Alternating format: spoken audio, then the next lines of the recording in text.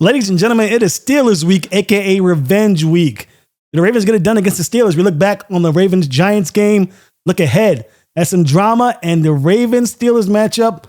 This one could be for the AFC North Championship next on Ravens Talk. Look, this the Raven Talk, this the Raven Talk, this the Raven Talk podcast. Follow us on Instagram, on YouTube for the broadcast. Said this the Raven Talk, this the Raven Talk, this the Raven Talk podcast. Not old news, this is new news to the whole world where they ball at. Come and listen to the former writer for the Baltimore Sports Illustrated. The Ravens took care of business against the New York Giants 35-14. A Jackson 5 for your boy Lamar Jackson as he makes his claim for a third MVP award. Welcome to Ravens Talk. I'm your host, Samuel Njoku. We talk about that Giants game. We look ahead to the Ravens versus Steelers on Saturday. AFC North title on the line.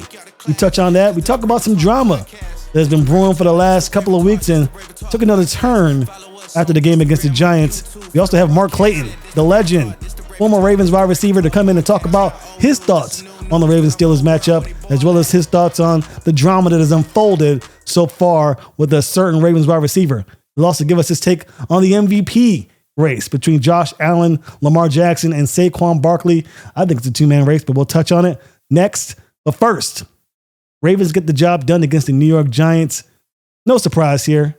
Ravens get the job done 35-14 in a game that, at one point was minus 17 in the Vegas spread. For the non-bettors out there, minus 17 means Vegas predicts that the Ravens will beat the Giants by at least 17 points. That's the largest spread of the season, and it's hard to understand why you wouldn't take that, considering what the Ravens were bringing to the table. A ferocious run team, a ferocious run unit with Derrick Henry, Justice Hill, and Lamar Jackson. A team that's coming back from a terrible loss against the Philadelphia Eagles at home in Baltimore.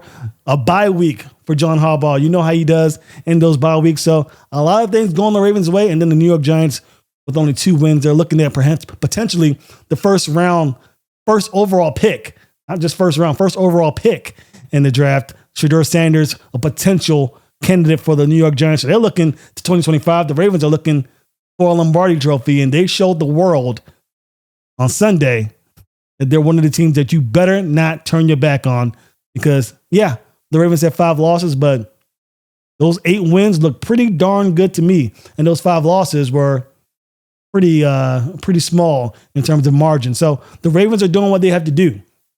And we saw Lamar Jackson that is not afraid to get the ball going through the air or with his legs. We saw after that Eagles game, his mother was pissed. I know that's the mindset of the media. They love to run a story, and they're talking about his mom. And there's some validity to that, but it's all about Lamar Jackson finally taking what the defense gives you. If the line is crumbling, if the line is coming at you and you can't have time to step up in the pocket and make a throw, use your legs. Use the speed that your guy gave you and make a first down happen. So Lamar did a lot of that.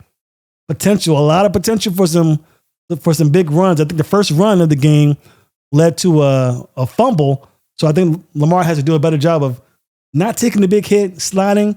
And we're not just talking about, keeping your body straight. That's part of it. But, taking those big hits, leaving yourself open for turnovers is something that Lamar cannot afford to have happen against upper tier teams like the Steelers, like the Chiefs, like the Texans that the Ravens will see later on this season. So the Ravens need to do a good job of helping him understand that he needs to, go down a little bit. But for the most part, Lamar Jackson stays the course, does what you have to do, throws 5 touchdowns. Nothing to really complain about. He only missed 4 completions and threw for 5. So how many times has Lamar done that, where he's thrown for more touchdowns than incompletions? He's done that 4 times, and it's only been done 12 times in the history of the game. So we're witnessing a legend, a living legend in Lamar Jackson. So we all need to just sit back and enjoy the show. I know we all want that Lombardi trophy, and I think the Ravens have a good shot at getting it. But let's not have that overshadow the performance we're seeing from Lamar Jackson, who is leading the league in almost every major statistical category as far as passing goes for a quarterback. This guy's special. But it's not just Lamar Jackson that went to work. We saw Rashod Bateman, a guy that has been much maligned for most of his tenure here in Baltimore, finally start to break out. I mean, he had 2 touchdown grabs in this one, and we see the difference with this offense. We saw in the Eagles game when Rashod Bateman went down and that drama with Deontay Johnson happened, the drop-off in production. So Rashod Bateman is an integral piece to this offense. I know we like to look at Zay Flowers and Mark Clayton, not Mark Clayton. We'll have him on the show later on. Mark Andrews. I think this is the second time I've done that, actually, confuse those two. So you know where my mind's at with this upcoming interview. Very much looking forward to it. But Mark Andrews and Zay Flowers are not the only two weapons at the Ravens' disposal. Rashod Bateman has done an amazing job so far, and he deserves his flowers. He's starting to get that notoriety among media members, both locally and nationally. So it's good to see him get that, and he's going to be an integral piece for this unit as they make their way towards the postseason. The defense.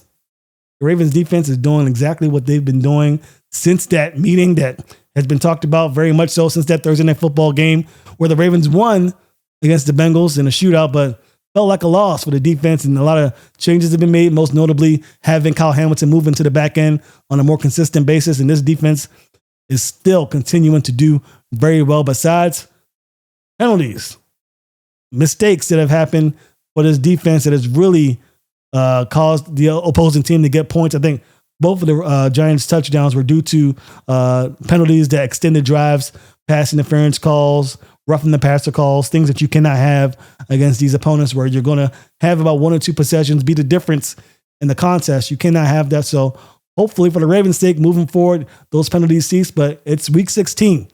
There's only but so many weeks left in the season. There's more weeks gone than ahead of you. And the Ravens are still having these issues with penalties. So that's my only gripe. I know the Ravens won pretty handily against the Giants, but we're looking long term.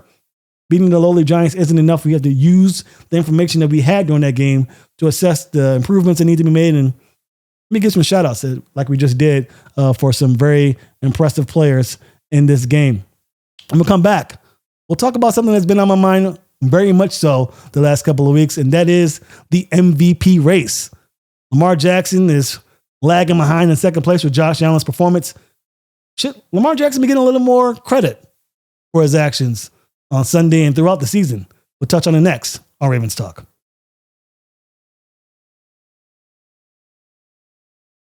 Welcome back to Ravens Talk. Again, the Ravens defeated the Giants 35-14. A huge offensive explosion. 5 touchdown passes by one Lamar Jackson. And that's where we're going to take the show next, because the MVP race is pretty much down to 2 players, Josh Allen and Lamar Jackson. I know Saquon Barkley has an outside chance to make it. If he is to break that rushing record, he definitely deserves consideration. But for all intents and purposes, whether you like it or not, the MVP award is a quarterback's award, has been so for the last decade or so. And Lamar Jackson and Josh Allen are 2 of the best quarterbacks in the league. They're definitely the 2 quarterbacks playing the best football right now. And a lot of talk has been made about Josh Allen. Now, Josh Allen deserves the accolades. He's definitely carried a pretty pedestrian football team to potentially the number 1 or number 2 seed in the AFC. He's defeated both the Kansas City Chiefs, giving them their only loss of the season, and most recently the Detroit Lions, who are right now holding that number 1 seed in the NFC. So huge wins against premier teams is something we talked about last year with Lamar Jackson. So we can't say this about Josh Allen this year and Lamar Jackson last year and not give both their credit. So definitely see the Bills fans' side with giving Josh Allen those nods and pretty much having him cement himself as the odds-on favorite to win the MVP award. And right now, for no reason other than that, Josh Allen, in my opinion, is the front runner to win the MVP award. But there's a boy by the name of Lamar Jackson, number 8 for the Baltimore Ravens, that has made a very strong case for that MVP award. And right now, Lamar Jackson leads Josh Allen in every major statistical quarterback stat there is. More passing yards, more passing touchdowns, fewer interceptions, more rushing yards. The only, and I didn't mention quarterback rating higher than Josh Allen. The only stat that Josh Allen has over Lamar right now of any significance is rushing touchdowns. That he eclipses Lamar pretty handily, because in the red zone, at the goal line, at the 1-yard line, you're going to get that quarterback sneak to Josh Allen. And 1st and 5 at the goal, you're going to get that ball to Josh Allen, and those quarterback runs, those power runs for the QB. Those are all things that are in Josh Allen's wheelhouse. Lamar has that too, but the Ravens do not need to risk injury to Lamar because they have a guy by the name of Derrick Henry who totes the rock and handles all of those goal line runs in those situations. So there are opportunities for Lamar to get scores in those ranges. Lamar has 3 touchdowns now so far in the red zone. So not to say that Lamar doesn't have that in his wheelhouse, but he's much more likely to throw the ball and score than run it. And that's something that may be surprising to some pundits out there, because for the longest time, Lamar has been known as the guy who runs the football and can throw the ball sometimes. But Lamar leads the league in so many QB stats, it's almost insane. QB yards obviously go to Joe Burrow, but Lamar's up there in passing touchdowns. Is there a quarterback that throws fewer interceptions than Lamar Jackson, maybe Justin Herbert? But for the most part, Lamar is killing it in this league. In comparison with Josh Allen, and I know if you're a Ravens fan, you've seen that stat, those photos over social media. Lamar's killing Josh Allen in terms of stats. It's not even close. And I know a lot of Bills fans mentioned last year, Josh Allen had the better stats last year.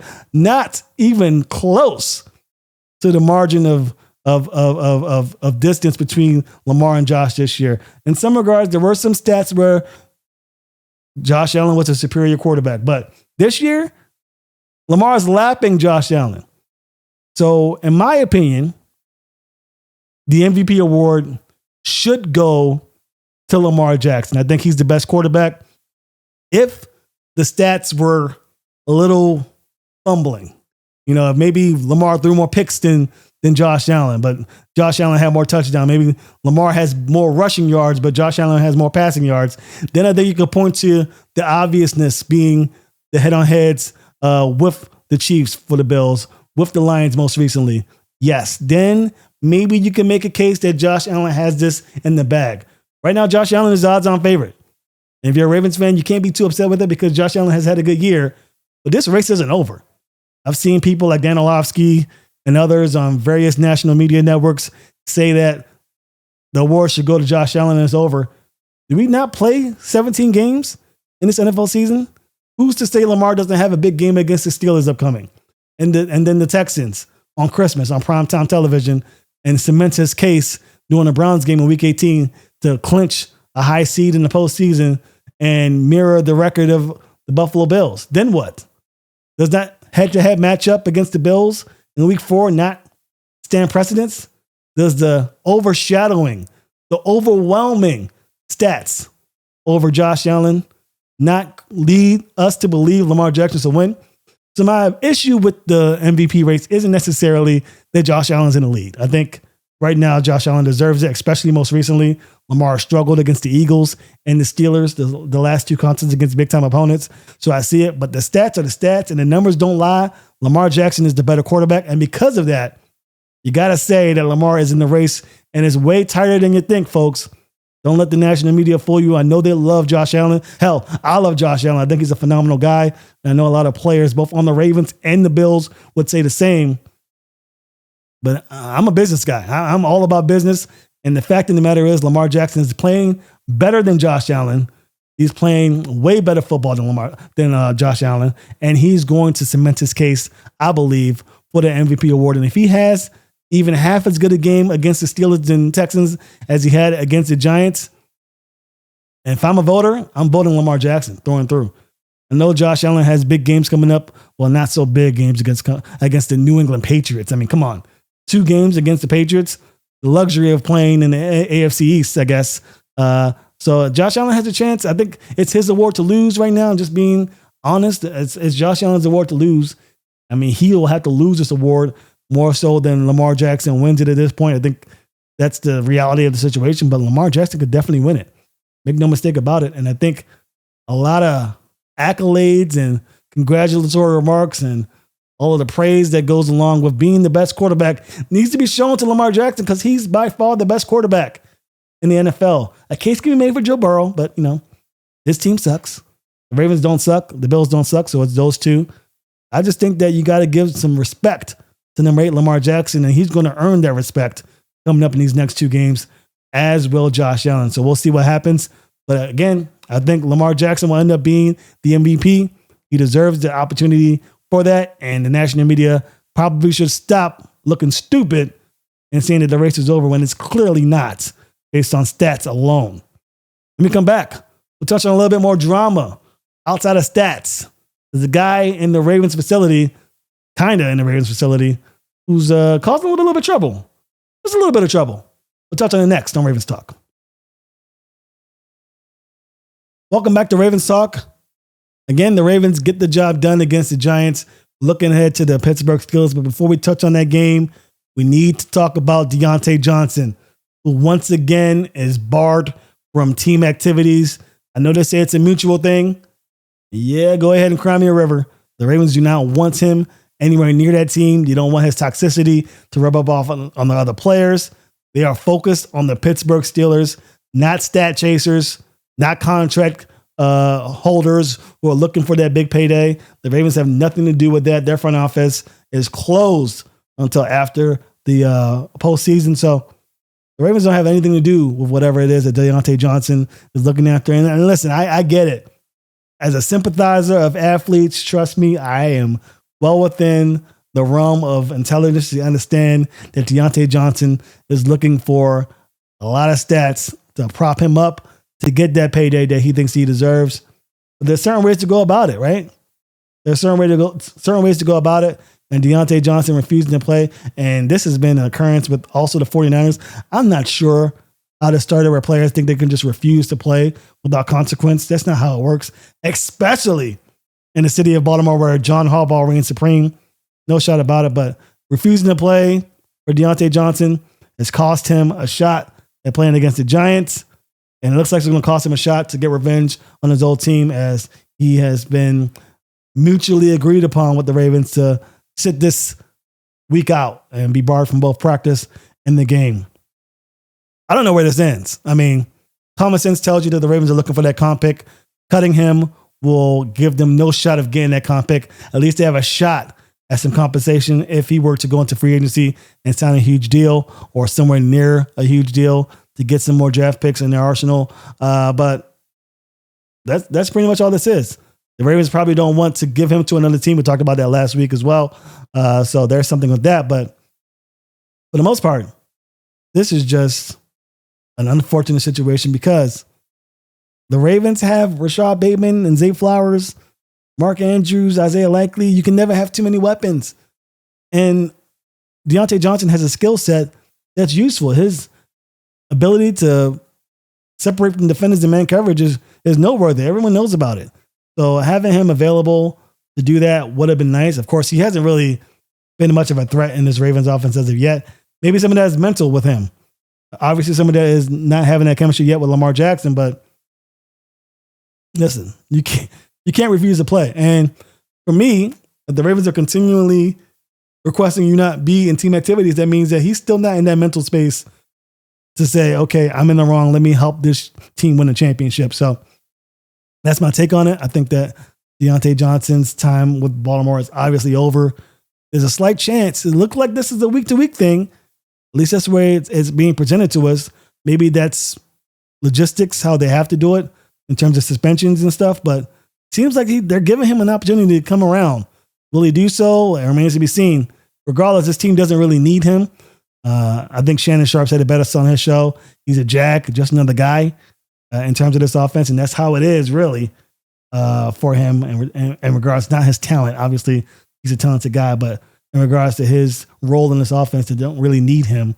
We saw what they're able to do without him. So I think that this is just an experience that the Ravens fans will need to keep in the back of their mind. Just because you see a guy available for trade, you bring him in, doesn't mean that he's going to be a good fit. And I know a lot of fans are thinking, play him, put him in, give him those snaps. He deserves it. He's a talented guy. So he deserves to have that opportunity. That's not John Harbaugh's way. I mean, it's just the way it is. You could talk about what he's done in Pittsburgh and Carolina all you want, but John Harbaugh wants to see it in practice. John Harbaugh will give you an opportunity when he thinks you earned that opportunity. Sometimes that rubs people the wrong way. Some guys have had those opportunities and squandered it. Sometimes have had those opportunities and dropped the ball. And looks like Deontay Johnson is in the latter. When we come back, we'll talk about the Pittsburgh Steelers. Pittsburgh is coming to town, and we are going to talk all about it. The AFC North title is on the line. Ravens can't win it, but Pittsburgh surely can. How do we prevent it? We touch on it next on Ravens Talk. Welcome back to Ravens Talk. It is Pittsburgh Steelers week. As you mentioned, Pittsburgh coming into Baltimore to potentially win the AFC North Championship over our dead body. We say with hair in our chest, bass in our voice, ain't no way. I said it a month ago, the Ravens are the better football team. Obviously, the Ravens fell short due to some turnovers, some penalties, and some field goals by Pittsburgh. I don't know how that correlates to a win for Pittsburgh, but it happened. Does it happen again? Not in your life. No George Pickens, no shot. I mean, we saw against the Philadelphia Eagles how this team looked. Do the Ravens have the front four of the Philadelphia Eagles? No, they don't. They don't have that disruption in them to wreak havoc and really slow the plays down for Pittsburgh. But we know even without that havoc that the Eagles can wreak, that offense is not doing anything without George Pickens. At times, Russell Wilson just throws it up for 50-50 balls and just assumes correctly that George Pickens makes those grabs. But, man, not much else outside of that. Najee Harris, pretty much a non-factor against the Eagles. We're going to have a little more success against the Ravens unless George Pickens doesn't play. If he doesn't play, then the Ravens might play this a little differently, and it could be a way different outcome for the Steelers than many anticipate. Ravens are 6.5-point favorites. I think that's a little crazy, considering the Ravens and Steelers game are always close, but I get it. Considering where these two teams are talent-wise, the Ravens are just a far superior football team. So I don't think that the Ravens are going to have trouble against that offense. On the other side, and that's pretty much the name of the game, and strength on strength, the Ravens offense against the Steelers defense. TJ Watt was limited in practice on Wednesday after not practicing the day before. So we won't know if he's going to play, obviously, until game time. I'm assuming he plays. Right now, he has a low ankle sprain. We've seen players play through that. I don't think TJ Watt will be any different. I think Mike Tomlin has made it very clear that this is a huge game. All hands on deck. Obviously, we talked about George Pickens' availability. He didn't practice on Wednesday or Tuesday, so he looks like he's less likely to play, which is crazy for any Steelers fans hoping for a win in Baltimore. So it is what it is. Keep in mind, if you're a Ravens fan, and I touched this on social media, but we'll talk about it now. Lamar Jackson has only played the Steelers once as a starter his entire career in Baltimore. That was in 2020 of November. The Ravens lost 28-24. It was COVID, so only about 4,000 fans were able to attend. It wasn't a packed house. So Lamar hasn't had that advantage at his disposal against the Pittsburgh Steelers. He went into Pittsburgh and faced a team that was fired up to prove themselves against the division rival in Baltimore. The tables have turned. Or in Michael Scott's voice, the turntables have turned. So I think Lamar Jackson is going to have as good a chance as any to get the job done, and will have home field advantage for the first time in forever. I was going to say 4 years, but really forever. He's never had it against Pittsburgh. He'll have that at his disposal again. So we'll see what happens. When we come back, we'll talk to my boy Mark Clayton. He is doing big things with his brand, with his business, and he has the insider look. Not a lot of players in the world have the insider knowledge of going against the Pittsburgh Steelers. Mark Clayton is one of them. He'll touch on the rivalry. He'll touch on the MVP. He'll touch on the receiver that could have been in Deontay Johnson, and much, much more next on Ravens Talk. Welcome back to Ravens Talk. Again, we have with us Mark Clayton, legendary Baltimore Raven, here now to talk about the Ravens and a pivotal moment for the Ravens as they're fighting for a division championship. If they lose this game, obviously they lose the division championship to the Pittsburgh Steelers. Welcome back to the show, man. Hey, glad to be back. Good to see you, man. Yeah, man, long time. Last time we spoke, the Ravens were probably looking at a potential Super Bowl championship. They fall short. Now they're back at it with a chance to potentially reach that milestone once again. But first, they had to get through the Pittsburgh Steelers, something that's been hurting them since last year when they were good. So the Ravens lose in Pittsburgh the first time. Only 6 field goals kicked by the Steelers, no touchdowns. The Ravens defense at that time was starting to get their groove, but now it seems like they're firing on all cylinders, at least on the defensive side of the ball. What are your initial thoughts about this matchup? You have played the Steelers yourself in this rivalry before. Tell the folks at home what it's like to be in that field with those Pittsburgh Steelers, especially as a heated rivalry like this likely decides the division? Man, you know what? It's really interesting that Baltimore's kind of defensive coming out game was versus Pittsburgh. And it's kind of like they just do something to us that allow us to play at a whole nother level, a whole nother level of aggression, a whole nother level of anger, and all of it, which makes that series the best series in the NFL. Because, last time I checked, NFL was about being tough and physical and just, I'm going to beat you up more than you're going to beat me up. And so this is what that week is about. And I'm absolutely looking forward to it. I got my seats already teed up, the fam and the fam, we're getting together, and this is going to be a great weekend, a great Saturday. And we're just looking forward to seeing us beat up on them even more. Man, I'm very jealous. I'm thinking about going, but I'm like on the fence. I might have to take that trip because I think the Ravens are going to show out way more than they did in the first meeting. The Ravens, pretty much had a good chance of winning that football game, but a couple of missed field goals by Justin Tucker and a lot of turnovers, penalties, things that have really wreaked havoc for the Ravens throughout the season, pretty much played a pivotal part in that defeat. Do you think the Steelers bring out that? I think Mike Tomlin's a great head coach, but I think because of his ability to be such a great coach, the margin of error is just so thin. And the Ravens are, at least so far this season, they've overcame that. They've won despite of it, but it looks like a lot of mistakes and a lot of turnovers. Do you see them cleaning that up in this contest? Yeah, I obviously hope so. But a lot of when it comes to us, I'd say it's self-inflicted wounds. But we can probably go back game to game and see where a lot of our shortcomings came at our own hands. So yeah, I think we cleaned that up for sure. As we come out of the bye, stepped in or went up to New York, handled business, and now we're back at home with the crowd. And coming off of that win, I think we're in a really good place. As a receiver, being in the type of environment where sometimes you'll see that either the Steelers or the Ravens get stuff done with their receivers, but really it's a smash mouth type of football game, running the football, tackling, sacks. Those are the name of the game.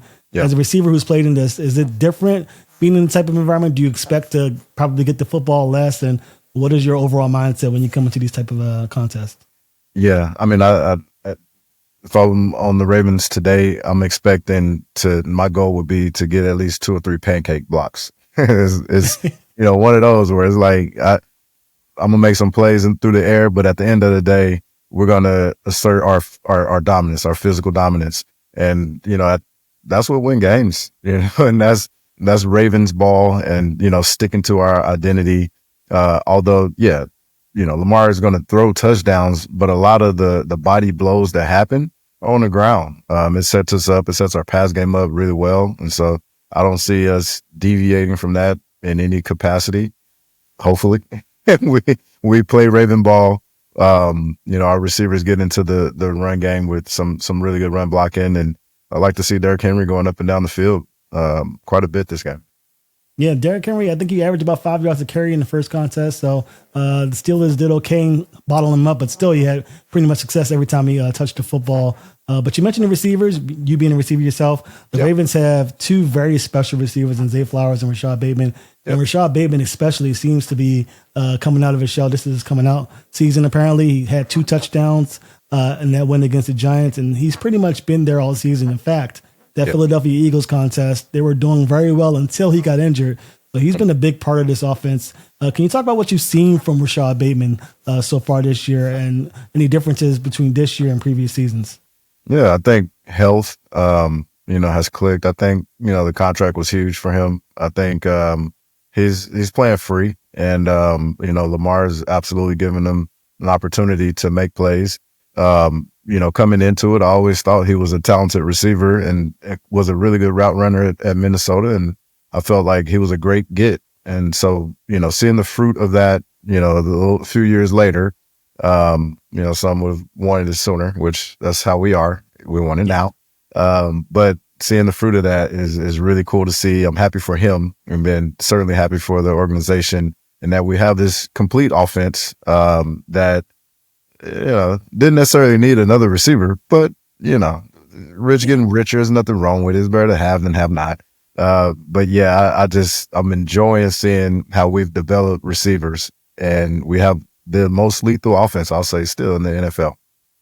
I agree with you completely. And a lot of people talk about other offenses like the Bills, who, they've had a pretty explosive offense in their own right, but they don't have the weapons that Baltimore has. And you mentioned they bring in receivers even though they don't need to. Another receiver, Deontay Johnson, they brought in from Carolina. Didn't have quite the impact that I assume thought he would, and he refused to play against the Philadelphia Eagles. I'm sure you've been in situations where you thought you should receive the ball more, should be part of the game plan more, and I'm sure there's frustration with that. I know a lot of professional athletes or college athletes and D1 who probably share those sentiments. Absolutely. Have you been in a situation where someone has just refused to play? And if you were in the shoes of your teammates that Baltimore has in regards to Deontay Johnson, would you handle it a certain way, or how would you feel about somebody doing something like that?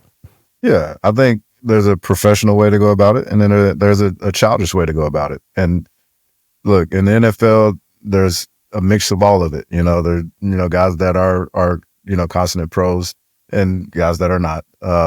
There's more pros than not, but when it does rear its ugly head, it does, and you just have to deal with it as an organization. Fortunately for Baltimore, it has great leadership at the top, in administration and the coaching, in our coaching and in the locker room. And so it's one of those things that's not gonna, be a wedge, in the ship. So, I know they'll handle it well and be able to focus and go about their business. Yeah, and I think John Harbaugh, he gets a lot of criticism, and I think if you coached one team as long as you have, that criticism is going to come. But I don't think there's not a lot of coaches that can handle it better than the way John Harbaugh does. And if you think because he's been there so long, he's pretty much influenced the locker room a great deal to the point that if you don't, do it his way, there's no other way. So I think I understand where he's coming from. I think there's a slight chance maybe that Deontay Johnson gets back in the graces of the Ravens if he turns the other cheek. I think they're taking this week by week.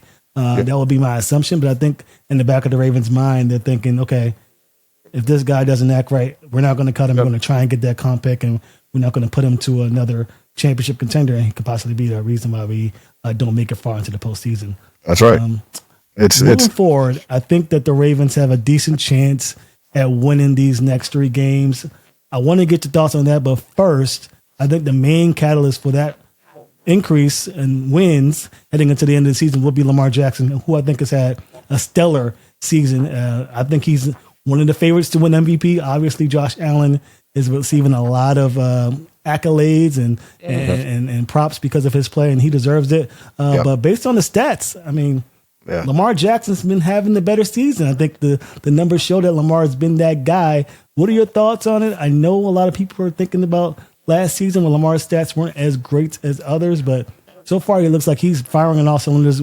His numbers are tops through the league, but Josh Allen still looking like that guy to potentially win it. What are your thoughts about it? Lamar's playing out of this world, bro. Like, at the end of the day, you have to look at the team as a whole and what it took for us to win ball games. And it took Lamar playing insane, out of his mind, for us to put points on the board and really outscore teams early. Obviously, defense is coming on, and you have to have it all to win the Super Bowl. And it's happening. But, I mean, up until this point, we have to say, like, Lamar literally carried Baltimore with a really average, arguably below average, giving up 400, whatever yards a game consistently early in the season. And have those numbers is crazy. It's crazy. It's crazy. I agree with you completely. I think Lamar has a good chance. I think if he wins against the Steelers and the Texans, and Josh Allen has those weaker opponents and the New England Patriots twice in a 3-game stretch, I think sneaky. If Lamar builds up that game momentum and gets those points and stats up, I think he has a good chance to potentially get that award. Let's get your thoughts on the game, because Saturday's coming up and the Steelers game is huge. If the Ravens are unable to defeat the Steelers on Saturday, then they will no longer be able to get that home playoff bye. They will be relegated to the wild card spot at most. What are your predictions for the game? My prediction is that we win, first of all. I think, going into the game, I think we learned a lot in our first time playing them. And, everybody has their tendencies, and it comes down to, players. And I think we have the guys to make enough plays to win a game. I think we're winning by 7. I think it's tight still, just because of the nature of the game. But I don't see us committing as many mental mistakes, and I don't see Tucker, continuing to miss like he's missed. And I see us coming out with the win, but I don't think it's a complete and total domination, which would be nice. But I think just the nature of the game makes it tight, and I got us a 7-point dog. That's pretty much where Vegas has. I think the Ravens are 6-point favorites. 6. Yeah, I don't think Tucker makes those mistakes. I don't think that the Ravens turn the football over. I think you saw that strip interception and Derrick Henry's fumble. Yeah, there's so many things that happened that went the Steelers' way, and the Steelers forced those turnovers, so I give them credit, but I don't see that happening again, not in Baltimore, so I agree with you on that one. Well, thanks so much for joining us. Always a pleasure to have you on the show, get your insight on this rivalry and just the Ravens as a whole. Before I let you go, I know you got a huge product that just released, pre-ordering, and I've been talking about it for the last 2 years with you, and it looks like we're closing in on that release day, so tell the folks at home about it. Yeah, man. So I created Live Pro headphones, and they are the first luxury sport headphones on the market. Our design is ridiculous. Here, I'll just give you a look, man.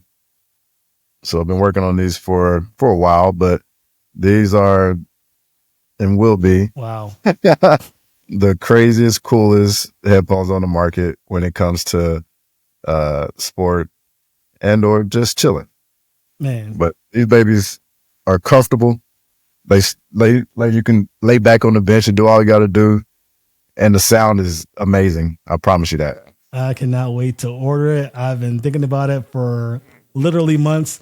I wear, the regular headphones that just fall off your face every time you hit the bench press, or you're sitting back and you're doing your shoulder lunges, laying down. It's just annoying, and it's sweat resistant, correct?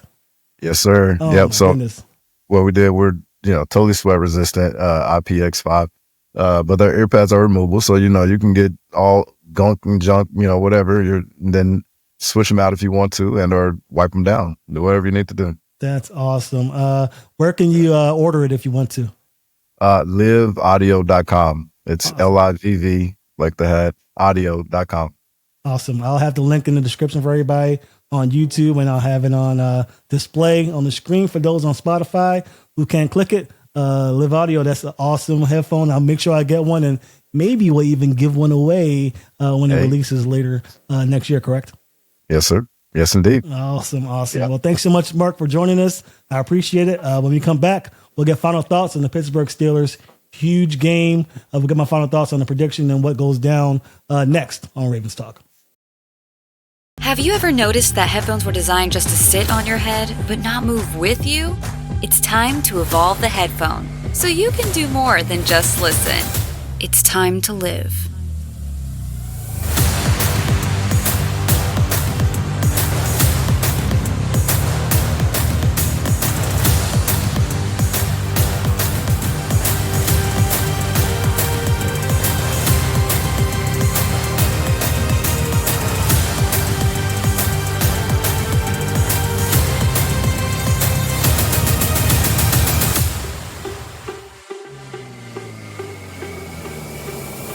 Live is the world's first luxury sport headphone, created and tested by professional athletes and invented for those who move. This is what happens when you fuse bold sound, patented ergonomic design, and luxury feel into one headphone. Experience the future for yourself. Live in a flow state. That was Mark Clayton. What a headphone that is. I'm not sure if you guys are into working out or even having luxury devices. I am a connoisseur of both. I love luxury items, and I love working out, going to the gym, and having the headphones. And I'm not going to tell you the brand of the headphones, but it's an over-the-air headphone that's pretty popular. It just gets to my skin. It just doesn't feel right. It feels like I'm doing something I'm not supposed to be doing. You know how you like it's like working out with a suit on. Almost, it feels like wearing those headphones. That Live Audio headset looks mighty enticing. Popped out the air foam to clean it out and get the gunk out. All of that sounds so enticing. So if you're a Ravens fan and you want to support Definitely left the link in the description for my YouTube people, and the link is up on the screen for those who are interested in copying it and going there and pre-ordering it. Pre-ordering starts now. I'm going to get my hands on a couple of copies, and maybe I'll give one away to you guys, depending on how nice you guys treat me through the next couple of weeks. But again, Steelers week, Ravens Steelers, huge game. I can't say enough about how huge this game is. This feels like a playoff game, and in many respects, it is. The Ravens had a playoff game against the Texans last year, and then a playoff game against the Chiefs that went awry. But having a home playoff atmosphere in Baltimore always brings joy to my heart because I love my city, and I know there's a lot of darkness sometimes with that city, a lot of negativity. So having a chance to have some positivity in that city means the world to me. So hopefully the Ravens are able to pick up this win against Pittsburgh and get at least one home playoff game, potentially more, depending on how the seeding goes and how the chips fall during the postseason. But the Ravens will at least be guaranteed one home playoff game, which I hope fans enjoy. My prediction, I think the Ravens win. I mean, I'm not going to bet against the Ravens in this spot. This seems like a prime spot for some shenanigans against the Steelers. I think the Steelers are not well equipped to handle this. I think that defense will keep it close, maybe. But the way Lamar's been playing, the type of quarterback he's becoming, and the type of things that I saw in the previous game that Lamar held himself back from, I don't see it happening again. And without George Pickens, this game could go awry quickly. Remember, lots of turnovers, missed kicks led to this game being something totally different. In a lot of regards, the Ravens were having success. So I expect them to build upon that. Again, the penalties have to stop for the Ravens. The mistakes have to stop for the Ravens. You cannot make mistakes against a Mike Tomlin-led team. Mike Tomlin does such a good job of getting this team ready. He's my favorite head coach. I think he's the best in the league. And he shows out every single week, win or loss. Even that Eagles game, even though the Eagles dominated them, the Steelers had a shot.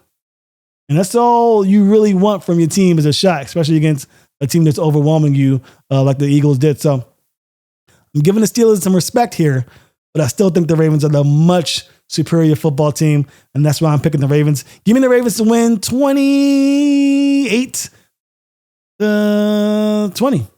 Yeah, I'm going to take the points here. I'm surprising myself a little bit because I just don't see the Steelers scoring more than 20 points. I think they do hold them under 30 because the defense always gives the Ravens fits, but I think this is the coming out party for Lamar Jackson and this Ravens team, and they're going to put the rest of the league on notice that those 5 losses don't mean a damn. They're going to enter the postseason, and the losses go away. And it's who's the best team, who's the hottest team at the right time. Give me Baltimore against the Pittsburgh Steelers. The Steelers want to win the division. They're going to need to win out against the Chiefs and the Bengals. The Ravens will continue to do what they do and let the chips fall where they may. That's going to do it for us here at Ravens Talk. Again, a special thanks to Mark Clayton for joining us on this great episode, a jam-packed episode. I know we don't really do it like this, but definitely wanted to get Mark on and give my thoughts because this is a huge week for the Baltimore Ravens and a huge week for football in general. We'll see you next week, hopefully, because it's Christmas time and I'm a family man, so I got to see my folks and enjoy the holidays. But we'll definitely have something for you prior to that Texans game on Christmas. If you're a Beyonce fan, I'm not much of a Beyonce fan, but if you are, I'm sure you'll be tuning into that game for more reasons than one. But we'll try and touch on it prior to the game. But as far as the Steelers game go, enjoy it. It's on Saturday. It's in Baltimore. Don't sell your tickets to the black and yellow. Those boys, they want to watch the game. They can go to a hotel or a bar. Only Ravens fans at the stadium on Saturday. We'll talk about it next week. Win or lose, I think we get the job done. And I'll see you next week. Instagram on YouTube for the broadcast. Said this the Raven Talk podcast.